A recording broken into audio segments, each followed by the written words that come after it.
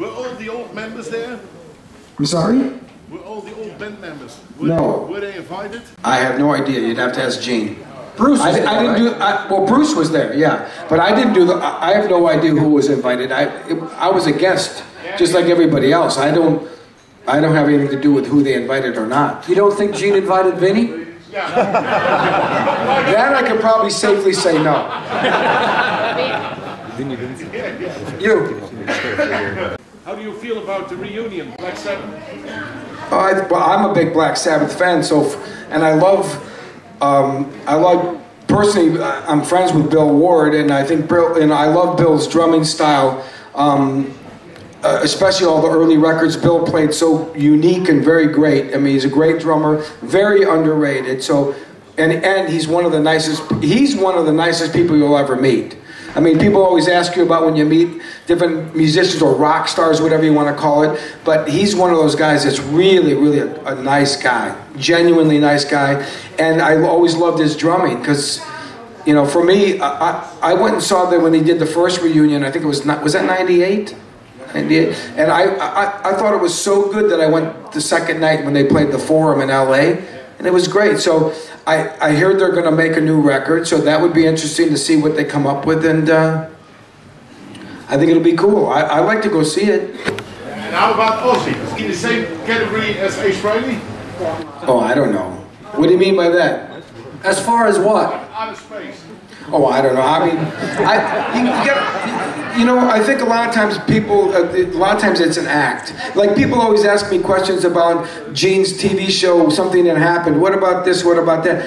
You know, I always tell everybody it's a TV show. Yeah. And same thing with Ozzy. But we had this, you know, the Osbournes. There's a TV show. So sometimes things are kind of like exaggerated for TV, because if it's boring, you're not going to watch it. They have to do things to make it interesting. Yeah, he's good to work with. Who? Ozzy? I never worked with him. You never worked with Ozzy at all? No. Why not? You ask him. I don't know. I will. I'll let you know. I worked with Tony before. Only when I played in the version of Black Sabbath, it was only Tony Iommi. That was 1985, 86. A long time ago. Do I consider it? No, it's always fun to play the same set list. You have to remember, when you're on tour, every band is different. With KISS, we do a show and a production, so you can't just keep changing things around all the time when you have pyro cues and lighting cues and all this stuff. So it's almost like doing like a Broadway show or something like this. You don't just change it up every day. So with a band like KISS, it really needs to be a set thing if you're going to do a performance or a show. But it doesn't, no, I don't find it boring, no. Well, it has to be in a way. Because if you don't have it staged, you know, if you're going to blow something up at a certain point in a song, you can't just all of a sudden go in the wrong spot, because then, you know, people get hurt if you don't have it staged like that. That's kind of the way. You got to remember, if you only saw one show on tour, you wouldn't notice this. But if you see multiple shows, it's a different point of view. All right, we're going to do 2 or 3 more, and then we go to the look-alike contest. So look-alike? 2 or 3 more questions. Look-alike, like you? Look-alike, maybe KISS. Now, we have 4 categories, but when we get to that, let's do 2 more. Who's got a really good question? The last 2. This girl over there. Who? You. Do you see yourself? All right. What? Do you see yourself as a big celebrity? No. Small one.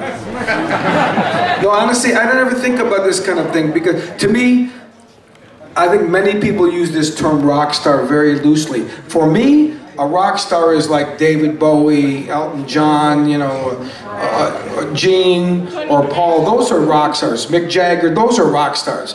Freddie Mercury, that's a real rock star. You know, to me, you know, somebody said something many years ago. They said, well, if you see somebody on TV and they have to put the name underneath it, they are not really that famous.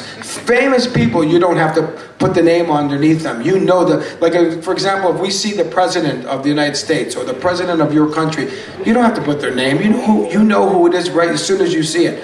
But that to me is real celebrity. That's real stardom. You know? I always look at it this way. I just play drums for a living. You know, and it's like somebody is a car mechanic or somebody is a mailman. You know, to me it's just it's a job. It's a very unique job and special, but it's still, to me, I don't look at it that way. Everybody puts their pants on the same way, or dress. What do I like more? Playing with or without makeup?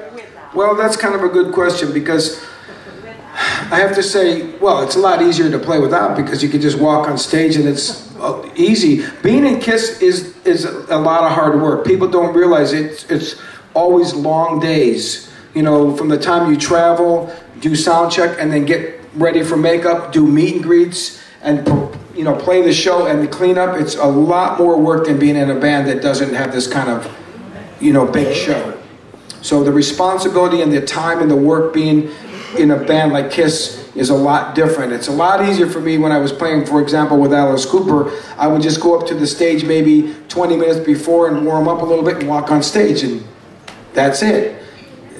Being in KISS is not like that. So, but I do like the whole thing of, when I was younger, I always liked bands that put on a show and have a performance. So to me, KISS was always that ultimate kind of band. So I have to say, even though it's a lot of work and sometimes a pain in the ass, I actually prefer it and enjoy it because it is really a production.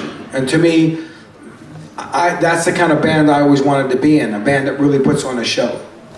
Called Monster. Why is the album called Monster? I don't know. Honestly, I don't know. I think Paul came up with the idea one day, and like Paul came up with Sonic Boom. Most of the things, Paul's the more creative one, I would say, out of the band. He's always been more artistic, and he comes up with a lot of the ideas. So I don't know where it came from, but he just came up with the idea one day. And Gene said something about there's going to be a big book to go along with it and a 10-hour DVD. Do you know anything about that? There is a big monster book that's being made right now.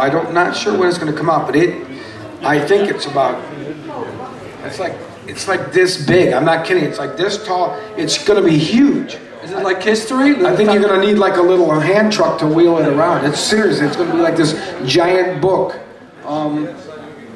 And I think there's going to be special ones for different countries where each cover will be different. Only a very limited amount for each country will be unique. So, what about the 10-hour Monster DVD? What will be on it? Will it be like KISSology? That might be. Well, there is going to be the next KISSology, and that's what I think he's talking about. He's going to call the next KISSology the Monster DVD? Oh, I don't know about that, but I know there is another one coming out. I thought it was going to be out for this Christmas, but it didn't get finished in time, so I think it comes out in the beginning of next year. All right, that was the last question. So I want to thank Eric Singer very much for answering all these questions. Well, thank you. And thank you to all of you for coming.